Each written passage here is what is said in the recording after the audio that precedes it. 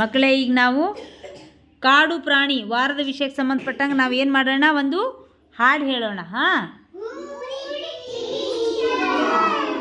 ಸರಿ. ನೀಟಾಗಿ ನೀವು ಕೈ ಕಟ್ಕೋಬೇಕು, ನಾನು ಹೇಳ್ದಂಗೆ ಹೇಳಬೇಕು ಅಷ್ಟೇ. ಆಮೇಲೆ ಎದ್ದು ನಿಂತು ಅಭಿನಯ ಮಾಡೋಣ. ರೆಡಿನಾ? ಓಕೆ. ಕರಡಿ ಬೆಟ್ಟ ಹತ್ತಿತ್ತು, ಅತ್ತ ಇತ್ತ ನೋಡಿತ್ತು, ಹಲಸಿನ ಮರ ಏರಿತ್ತು,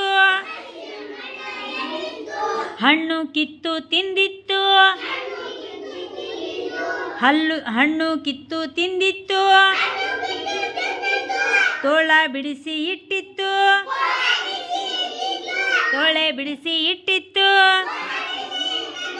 ಅದಕ್ಕೆ ಜೇನು ಬೆರೆಸಿತ್ತು,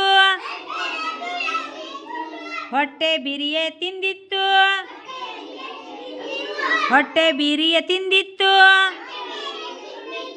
ಮಲಗಿ ನಿದ್ದೆ ಹೊಡೆಯಿತು.